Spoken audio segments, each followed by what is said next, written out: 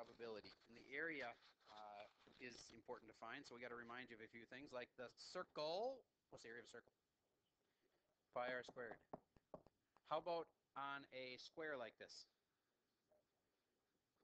Base times height. And in the square, they're both the same, so you could say base squared, but that's okay. Base times height, and then how about this one? Base times height. And this one over here, base times height again. Notice, though, that the height is not this angle. The height is measured straight up and down as opposed to the angle. All right. This one is base times height too, except what? Divide by 2. Okay, I'm going to put 1/2 in front, which would be the same as dividing by 2. All right. Notice how most of these depend on base and height. And so even if you go to my shark shape right here, it kind of boils down to base and height because you can divide it up. What would you divide it into? A couple triangles, that one, and then you got a rectangle left. So you get the area of the rectangle, and then you find the area of the two triangles, and you'd have it.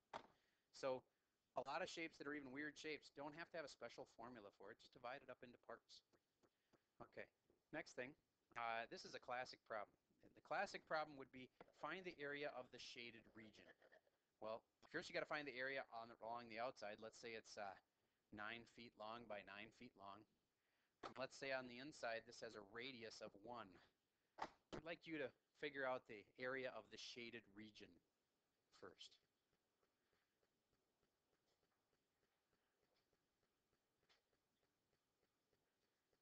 I'm going to pause it for a second. So if the area of the outside there is 9 times 9 is 81. I got to subtract off the area of the circle, and that's pi r squared. In this case, the radius is 1. So I go pi r squared is pi times 1 squared, which is really pi, times 1, which is really what? Pi, which is 3.14. So we take 81 minus the 3.14, and the area of the shaded region then would be 70.86. 77.86. All right. What does that have to do with probability?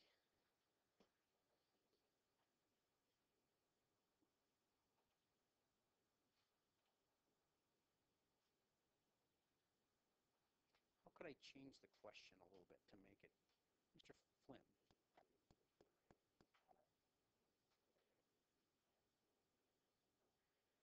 All right. The probability of hitting a random spot in the square as opposed to the circle. Okay, good. Is that kind of what you said? All right. So if I know that the shaded in area is 77.86, this area right here, 77.86, and I know the area of the whole thing was 81, how could I figure out the probability of landing in the shaded region? Yes?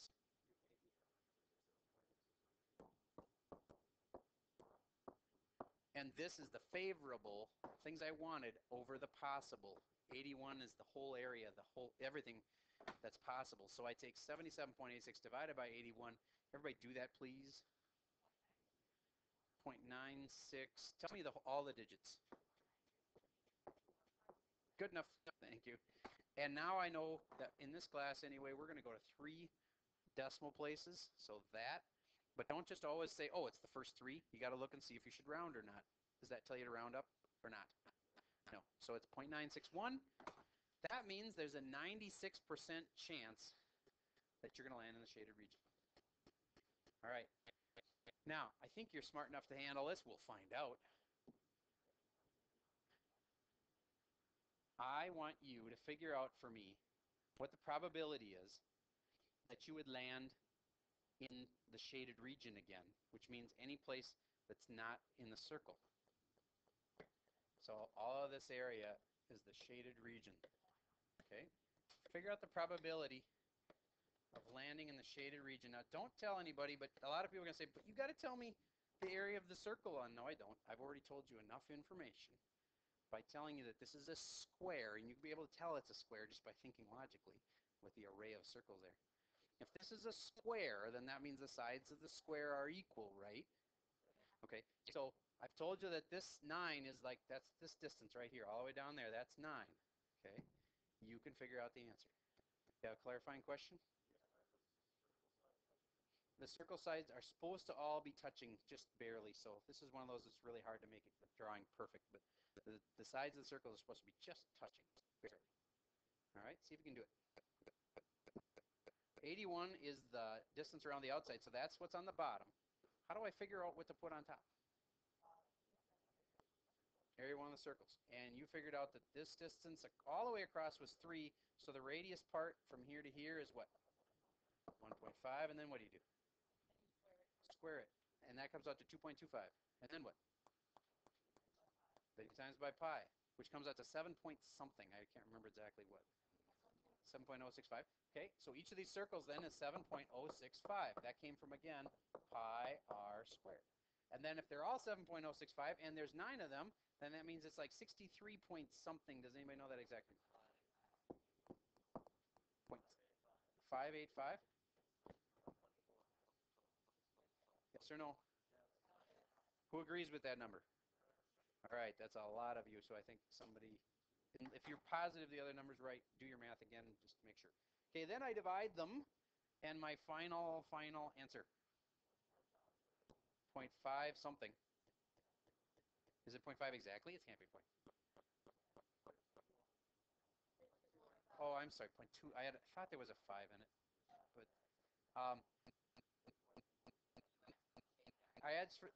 that's right. What this would be the circle region out of 81, and I asked for the shaded region out of 81.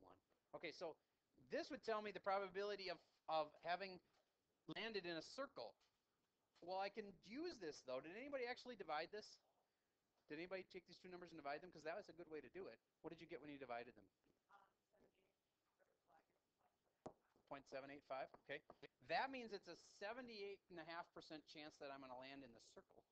So then I can use the inverse of that and say subtract it from 1 to find the probability I won't land in a circle, which would be in the shaded region. So then I can take that away from 1 and it ends up being 0.2, what is it? 0.215 is the probability of landing in the shaded region. Okay, that was a tough one. How many of you had it right before I did? Okay, good. Then, this is probability based on areas, and that's the assignment for today.